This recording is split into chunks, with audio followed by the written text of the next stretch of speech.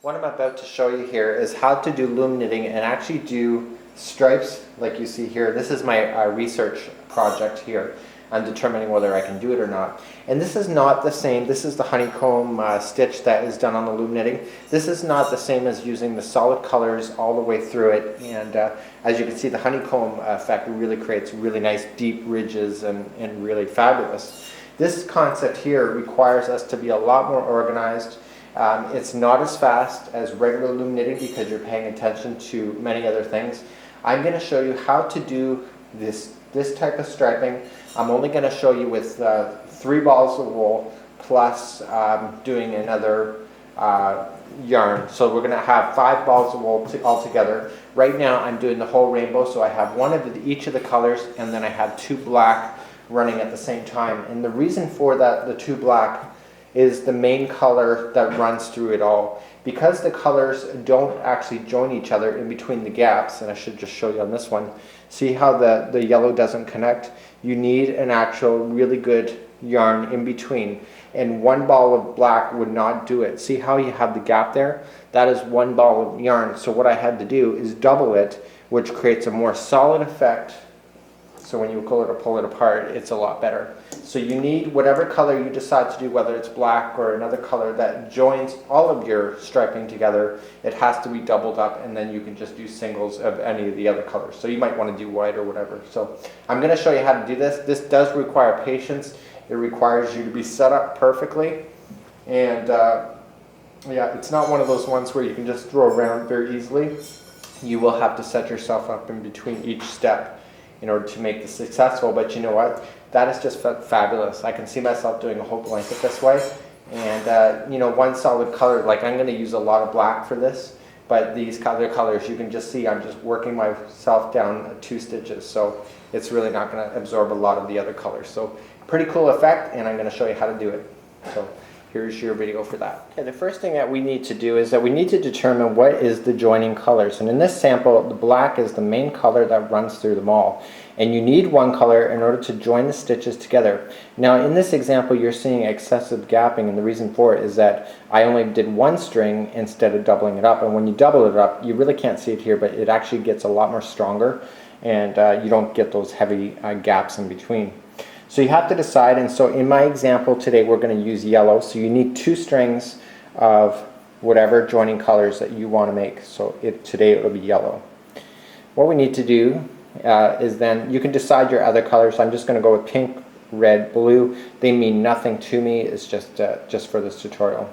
So we're going to take the 2 strings and we're going to create them together as 1 slip knot. So over the finger twice, taking the back over the forward, taking the back up and push up. Now we have to determine how many stripes that we want. In this case I used the whole rainbow, so there were 6 colors.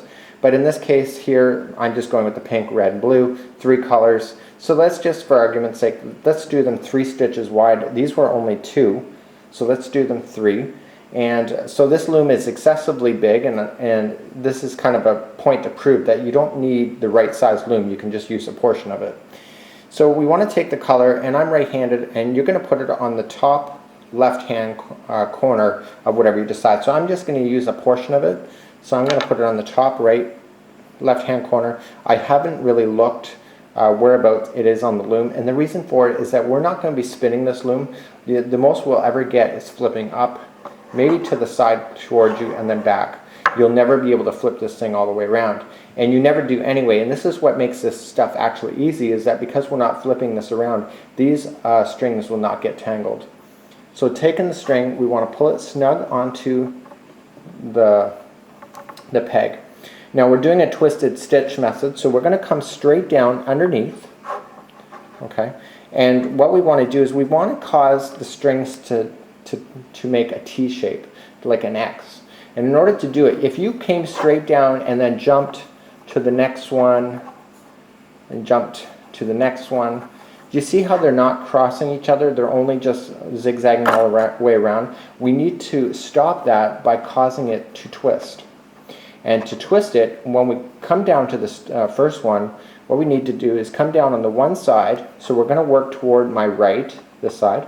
So we want to make it so that when this string comes back toward me, it's going to cross over. Do you see that? It crossed over. So we always want each one of these to cross over the other. So when I go to wrap this one, I'm going to wrap it up and around so it again twists. And you notice how I put the straggler in there? Because I want that to be hidden. So when I come across down to the next one, I want to be so that I'm going to make it crisscross again. Okay? And then this is the twisted stitch method. So we're just going to keep going until we get to the number 9, because we determined that I'm going to do 9 wide. So what we want to do is continue to wrap it like so. Okay? So I'm going to have to do a count. And because of the angle that I'm working at, it's kind of a little more difficult. I'm making it look like it's harder than it truly is. It's just because I'm not used to working on this surface. Now you don't need a cutting board when you're doing this kind of thing. I just have one so that I know where it is on the camera. So I'm going to take a count, and we're hoping it can be 9. Now I'd never want to let this piece go, because if I let it go, it's going to untangle itself. So 1, 2, 3, 4, 5, 6, 7, 8, and let's do one more. Now so now I'm going to hold it, and now when you look at it, you'll notice now it's on the upper part of the pegs. You now want to move it down, just taking all your fingers and just jamming down on the center point and pushing them all down. So now what we want to do now is go back in the direction we just came from. So every time you finish on the one side here, okay, we want to come straight across. So don't twist. Okay, just come straight across and then over, and then when we have to come back to this peg here, so it's wrapped, because this one's double wrapped. You see that? It's double wrapped right here. We need to double wrap that, so we have to come back. And when we come back, we come across on an angle so that we can cause it to twist. Okay, jumping to the next one. Again, we want it to twist. So if you're coming down, for example, say you did something like this, you see it didn't twist over top of each other. So I'm going to let go.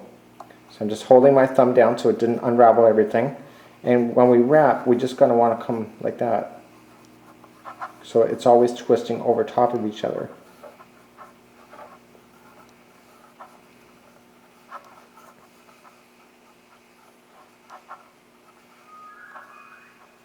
So we're at our very end. This is the last peg over here. And what we want to do is we want to hold this string on this side, but do not let it go.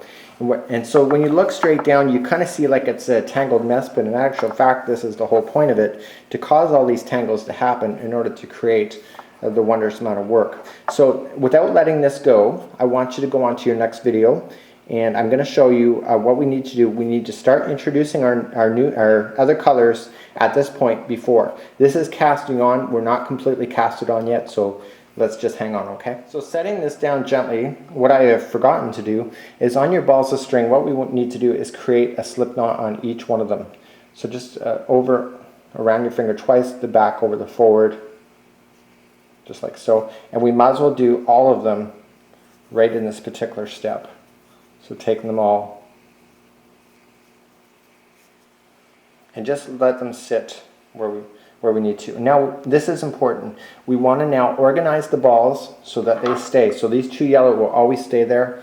The red is going to always stay in the middle, and then blue will always be on the one side. So now all strings are ready. So just purposely putting your hand back and pulling this tight. Okay. What we need to do now is introduce the next color. So the next color will be pink, and we're going to put it on the opposite side, so away from you. Okay, on the upper right hand corner. Okay, pulling it snug, and what we want to do is we want to wrap the first set of 3. So we come down, okay, straight across underneath, okay, and back around, okay, and then back around. So it's causing it to do the twisting action like you did. And what we will need to do now is stop. Sorry, it just popped off. casting on is kind of a pain. It's always a pain. But once you get started, this is perfect. So casting on, so we're just continuing to twist. And now using your hand that's holding the yellow, slip the pink in there as well. So how do we stop the pink from just jumping off and the yellow from jumping off? Well, the pink just finished at this particular peg on the last one right here. Do you see that? Okay. So what we want to do is we want to begin casting on. So we grab the two bottom yellows. Okay, those were the first string that we started with. Grabbing those, and we want to throw it over the top. So now you can let go of the pink, because the pink is now trapped into position by that. And now jump back. See, because now the yellow is not trapped in. So you want to jump back to where you started. So grabbing the bottom section. Now the bottom section, when you cast on, looks really thick. Do you remember why? It's because you had a straggler and we put extra material. So you can just grab a little bit of the straggler first. Okay, pulling it up and over. And then you can grab the actual real string up and over. So now your yellow, or your pink has now been casted on. And you might as well, this is just a straggler piece that's left over, you might as well just finish off by the one in the middle of pulling it over the top. So what we're going to do is we're going to work continually on the one side, and then the second step we're going to come and we're just going to do all of this on the other side. So let's do it again. So now that the yellow is now secured in, you don't have to worry about yellow anymore, about falling off. So you can just immediately start your red, and because you started your pink on the upper, you're going to want to start your red on the same side. And the reason for it is you always want your strings to always end up on one side. Like if it doesn't make sense if this ball needs to be on closest to you, right? It should all be working away from you. So let's put it on the top left-hand side. Okay, this is where the pink ended, and what we're going to do is wrap 3 sets, so 1, 2, and 3. So coming up underneath to cause the twisting. And again, I have the straggler in there so it looks thick, and coming up underneath.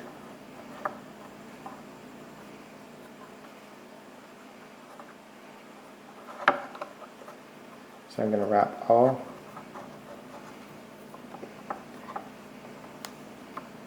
And again, my camera angle is not always easy to display this stuff. So in order to stop it from falling off, I'm just going to use my finger, my nasty finger, and just hold it. And so we end up back where this is my last peg that's wrapped, so we want to hold it on this side. So what I usually do is just put my hand underneath the loom, using my fingers now to hold that red in. So how we stop that red from jumping off is exactly how we stopped it over here. It is the last peg that we just wrapped. We take the bottom section and we throw it over the top. So now your red is now trapped in by taking that over. So we just trapped in the red, my phone rang, sorry. So now we want to work backward to where we came from, and it's just the bottom one right there. Because we're casting on the red at the same time, there's going to be no red currently on the bottom the first time that we're doing this. Now this is a straggler, it's kind of loose, so I'm just going to use my thumb, holding the straggler down. Okay, and just taking it up and over. So now red is now put in a position, so now let's get on with the blue. So the blue, we've already done our slip stitch, or sorry, our slip knot. Again, top left, okay, and we're going to pull it snug. We're now grabbing the straggler and everything, and we're going to wrap it like we did the others. So just up underneath, causing it to twist over, okay. Then we're going to come down, twist it, make sure it twists again over top of each other, coming across. And see, that's what happens when you let it go. It just totally unravels. And again, it's just my camera angle. It's kind of difficult. Okay, coming up underneath, so it twists. So I'm using my fingers then to hold them into position so they don't jump off. And again, getting started is always the difficult part. So coming up in between, what we want to do is I'm going to just slip my hands underneath. I'm going to hold it, and then I'm going to tilt back. And we're just going to grab the bottom 2 yellow, to get that blue to fasten in. So blue is now, I can let go of the blue safely. And now we might as well finish off the others that are part of the blue.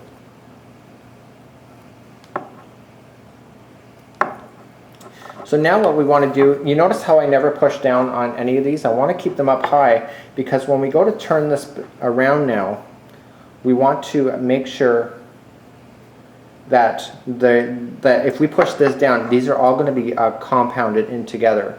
So what we need to do now is just taking the bottom yellows on all of them, and you're going to find that they're much looser than the other side, and that's because you've already worked on the other side.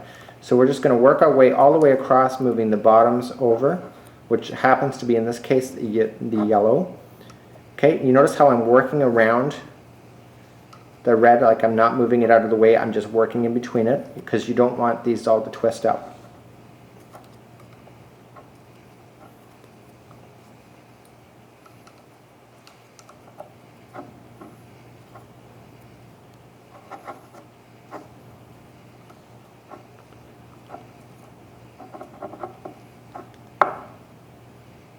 So now that you've done that, you can safely push these all down.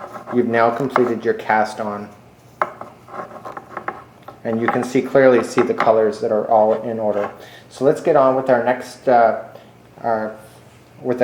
video, and this is going to show you how to work across now. Okay, so now that we've done that, okay, so I'm just going to make sure the strings are all nice in front. And you're going to get used to this, trust me, it actually does work out really well. We're going to take our yellow now, and yellow, you see how all the strings are finishing off on the one side? That's because we started on the upper left-hand corners like I asked you to. So coming straight across, just like before, we come straight across and wrap, coming back underneath, right, so that it twists over. So we just got that twisting, and we're going to twist this bad boy all the way over. Now, when we get to the other side, you're going to notice that the yellow strings are overlapping all the three colors that you see, like they're just going to be laying on top. Do not move them, because when we come back on the next round, they'll be out of the way again. What I forgot to tell you too is that when you go to wrap this, you want to make sure your strings are in order. So the pink is just finished here, so you want to make sure that this pink, so you go 1, 2, 3, it's in between the first two, and the red is in between the first two coming out, and the blue is in the first two because it's ending on this side. And when you go do the other side, because if this is just lying carelessly, what's going to happen now is, now that we put this yellow on top, these strings now are never going to fall out. See, they're kind of trapped. So now the yellow is on the side, and so we need to trap that in a position, but we have to then make sure we get our blue done first, because obviously there's no color to it because it's just yellow. So just like before, the blue is coming down, so we just come down, wrap back up to cause the twist, go to the next one, coming back across, making sure they always twist over each other.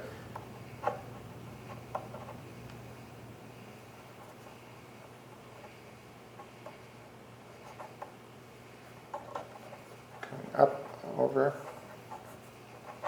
And you'll always find when you switch them over, like the reason why I came up over here, you would have thought I would have went the other way, where I would have came up and back in. The reason for it is that if I were to do the next layer like this, I would be coming up on this side. So you want to make sure you maintain that level of thinking where you come up on this side, and even though we're finished bringing it back down, we're going to end up in between the two blues that are coming out. So now I'm holding these pretty firm. Okay, so using your finger, just trap them in a position, and in order to secure the blue, we need to, because this is where the blue ended, we need to flip those over first. So we grab our bottom section and we throw it over. And now the yellow is loose, right? So we take that section and throw it over. And so now we can confidently release both, and they were both trapped in a position, so you might as well do the middle one at the same time. Now, So now that the yellow is permanently trapped in, we don't need to worry about yellow anymore. And now we're just going to continue with the other colors. So you see where it's coming out underneath here? So it's coming straight across, and we're going to load it like we normally do. And then just see my thinking there, it comes back in between the two red. So I'm going to slip my hand underneath of it to hold it. And this is where the red finished. So this is the first one I want to throw over. And now it does look sloppy, okay? And the reason for it, we have a straggler on there, if you remember from the last round. So it's going to look thick and puffy.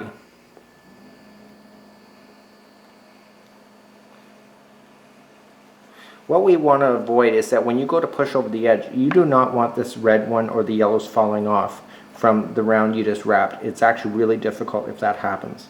So I'm just kind of pushing that down while I'm trying to pull the other ones over top. So now I can safely let go of the red, and now we might as well just finish up the other red section that we did. So I'm just strategically working backward. You want to develop a rhythm here. And now, okay, so let's move on to the pink. So we're coming across just like we did before, so down, wrap, sorry, down, wrap, wrap, wrap, wrap. So using your hand to slide it underneath, it's the same principle as you've always been doing. This is the last peg that we just wrapped, so this is the first one. Again, it looks thick here, and that's because there is a straggler of the pink. And now you notice I didn't grab them all, so we just grab that last one and we throw it over. So now we can confidently let go of the pink, and we might as well do the rest of the pink while we're here.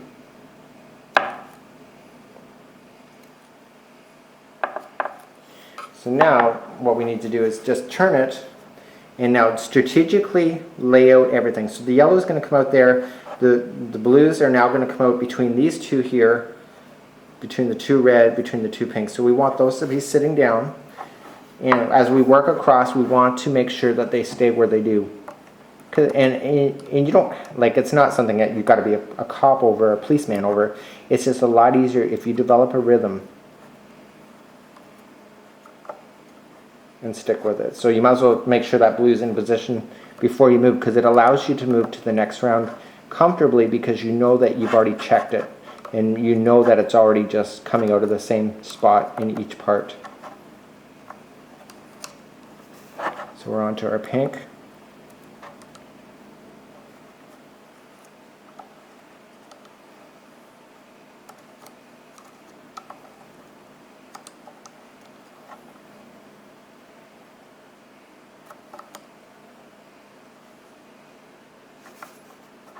Okay, so now we know that, see, these are now in the proper position, so now we can safely push down. And you might think, well, this is taking a long time. That's because I'm teaching you. So don't get discouraged by the length of time here. So now we're just going to continue just like we just did with all the other ones here. We want to look, and we all know that the string ends on this side, so this is where we start wrapping, is on the top side. And so we just want to E-wrap. This is called E-wrapping. So straight across, wrap, and we always want to make sure that they cross each other. And you remember I said do not move the yellow balls, because you see now that the yellow is now becoming out of the way again as we go across this round. So using my hand, I want to slide up underneath. Okay, using the pink, I'm going to grab the pink and I'm going to wrap that bad boy. So I'm going to change to my regular speed, just like we have been.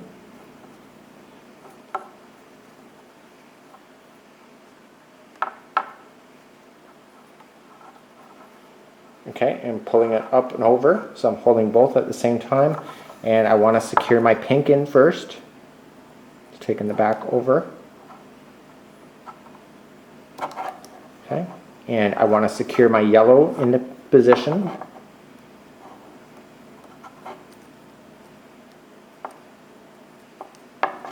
Again, if you think that's going to fall off, just use your other hand to help hold those down as you pull up over top. The first one's kind of freaky. So you might as well do the middle one while you're at that same spot, and your yellow is now considered done. So let's get on with the red. So the red comes down. We're going to wrap it as normal.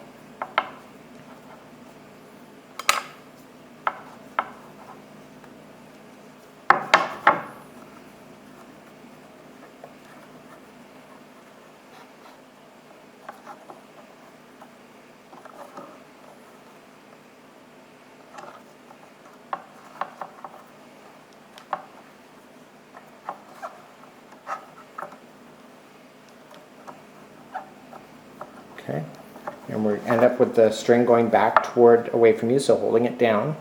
We're going to take the first peg where we just left off, take that over.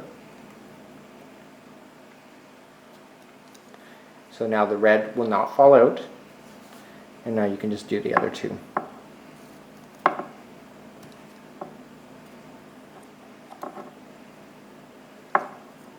Again, if you think that's going to fall off, just use your other hand.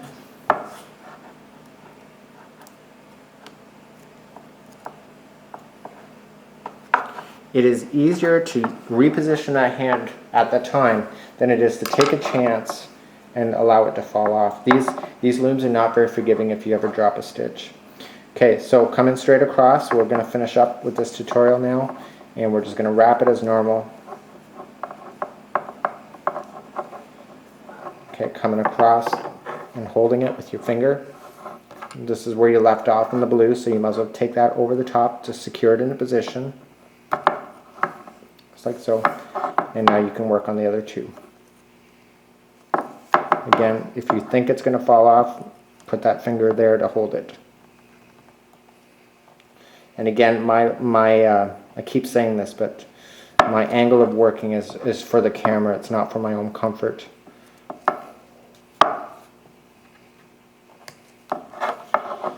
And now we just want to flip this up.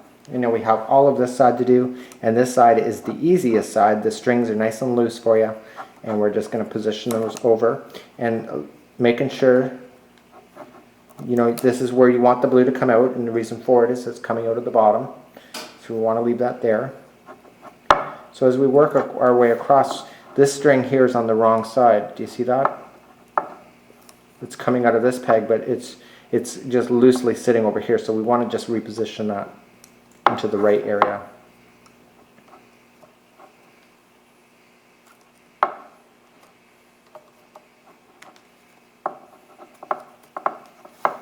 Okay, and the pink one is already sitting in the right area. And you notice throughout this tutorial you do not see me twisting this loom at all, or turning it or at all, and that's what makes this project actually pretty simple in concept, is that you're never switching. So now that we've done that side, you can just confidently push down, and voila. So you're going to end up with a seam that is purely the color that is the attachment color, and then as you work along, you're going to have the beautiful transition colors just working down. And in this particular case, you'll have 3 each in a row of stitches of the colors that you chose. So enjoy, and we'll talk to you later.